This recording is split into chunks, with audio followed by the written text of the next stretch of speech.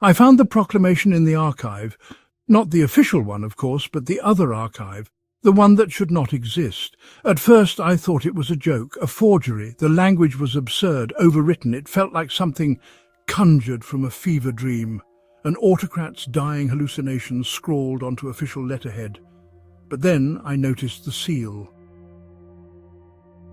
The paper was thick, almost waxy beneath my fingers, and bore the golden imprint of the executive seal, except the eagle was wrong. Its wings curved too sharply, its head tilted at an impossible angle, and in place of arrows, it clutched a coiling shape I could not name. I read the first lines. "Let it be known that order must be maintained. Let it be known that truth is a privilege, not a right." A joke, I told myself. A prank played by some disillusioned bureaucrat with a flair for the dramatic. But the further I read, the less certain I became. It is therefore proclaimed by the authority vested in me by the highest seat of this land that from this day forward the past is subject to revision, the present is under continuous investigation, the future shall be determined by decree. It wasn't just the words, it was the certainty of them. I felt the weight of the proclamation pressing down on my thoughts, as though the act of reading it was rewriting something in me. I should have stopped reading, but of course I didn't. Let it be known that truth is a privilege, not a right.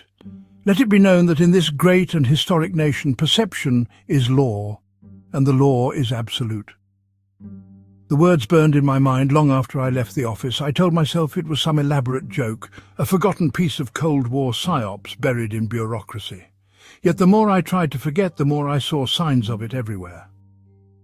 A news anchor caught mid-sentence, eyes flickering towards something off-camera before the transmission cut. A headline that changed in real time, as if reality itself was being rewritten.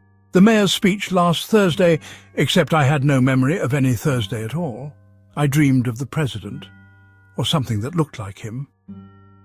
A man with hair like a golden shroud, his face shifting behind a grinning mask. He stood before a crowd, arms outstretched, as the towers of Carcosa rose in the distance. The people chanted, not words, not sounds, but something deeper, something felt. I closed the file. I told myself I would forget about it. I told myself it did not matter. The next morning, my mailbox held a letter from the Office of Manufactured Reality. The letter was thick, heavier than paper should be. I hesitated before opening it. The contents were brief. A single sheet of heavy paper, stamped and signed, immediate summons for cognitive realignment.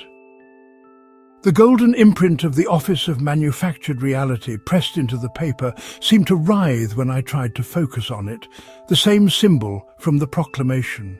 The eagle with its twisted wings, the shape in its talons, coiling, endless, an address. I put the letter back in the envelope and walked into the kitchen. This is nonsense. I opened a drawer and stuffed it inside. I felt something else. I drew it out slowly, the executive proclamation. The seal caught my eyes, shifting, guiding them to the lines that burned into my mind. All official documents, statements and laws shall henceforth bear the seal of the king in yellow hair, a sigil of highest authority. Those who fail to recognize this sign fail to recognize the law itself. I closed my eyes. I counted my breaths. I placed the proclamation back in the drawer, pressing it beneath the weight of unpaid bills and old receipts, as though I could bury it, smother its presence with the mundane. Then I turned.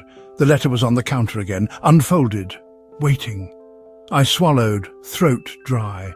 The air in the apartment felt thin, stretched like paper pulled too tight over something pressing from beneath. The address gleamed in gold ink. I did not remember deciding to go. I was already at the door. I do not remember the drive. There was no route, no city, no passing landscape, only the steady golden glow of streetlights that did not flicker, did not wane. The road was silent but not empty. There were cars, I think, but they did not move.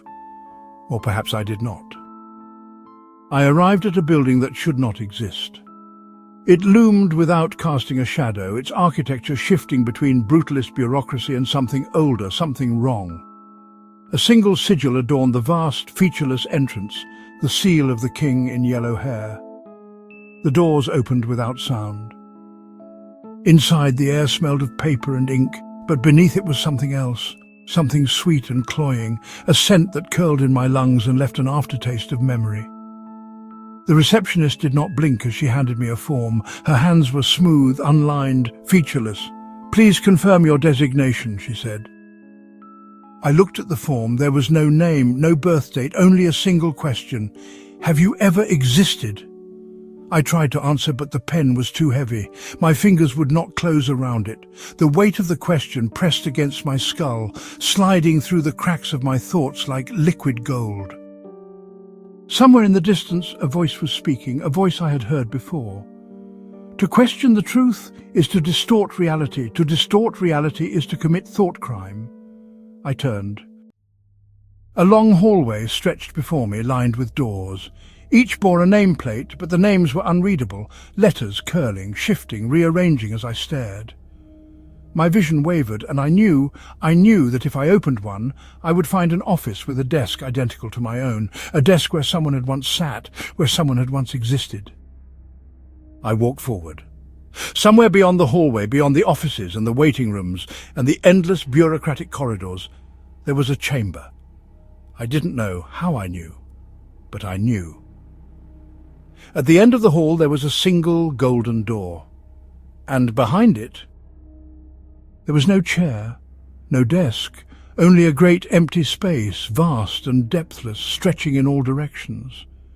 At its centre stood the president, or something that wore his shape.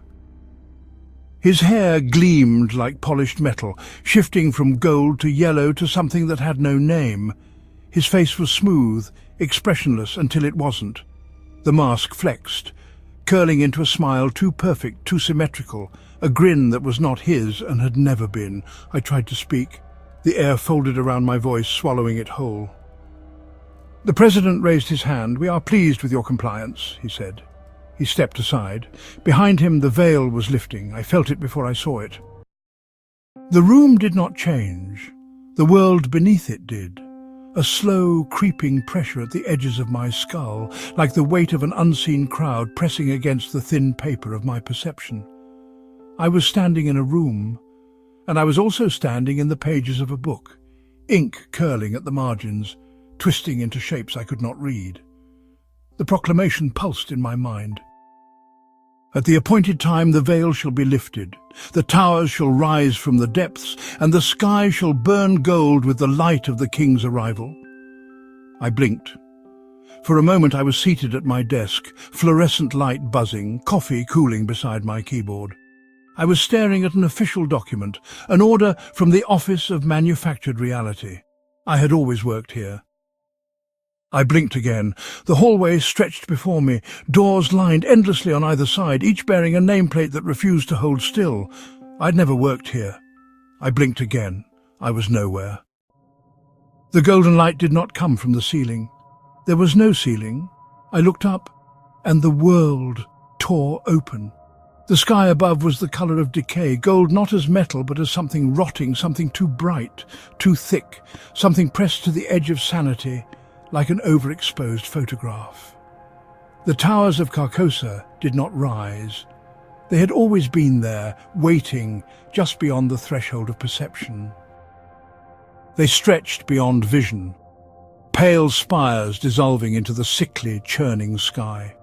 The streets below pulsed, reshaping themselves in recursive loops, their pathways leading only back to themselves. Figures moved through the city, faceless, nameless, their laughter silent yet deafening. They were reading something that was not written, reciting something that had never been spoken. The president turned toward me, his mask rippled. "You will sign now." I looked down. The paper was already in my hands, a single signature line waiting. I hesitated. For the first time I resisted. I forced my eyes away, forced my breath into my lungs, forced my thoughts to hold. The king turned his head, and I saw what was beneath the mask, and I screamed.